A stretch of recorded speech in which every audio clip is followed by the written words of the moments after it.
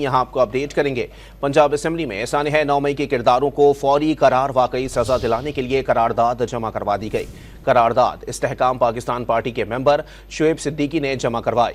करारदाद में कहा गया है कि फौजी तंसीबात और शहदा की यादगारों की बेहुरमती और मनफी प्रोपेगेंडा करने वाले किसी रियायत के मुस्तहिक नहीं।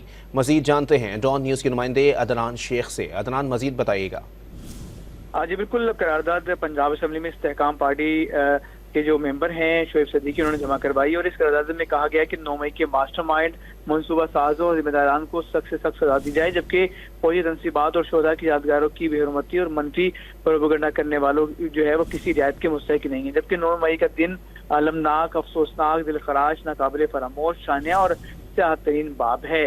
उनका यह भी कहना था कि रियासत मुल्क की सलामती, आला अदलिया और इदारों के खिलाफ कानूनी साजिश बेनकाब हो गई और अमन अमान की सूरत बिगाड़ने और अवाम और इदारों में तसादुम करवाने वालों को सजा मिलनी चाहिए। और इस करारदाद में मजीद कहा गया कि जिना हाउस और दीगर शहरों में तबाही फैलाने वालों को जल्द अज जल्द कैफरे की अदा तक पहुंचाया जाए। जी।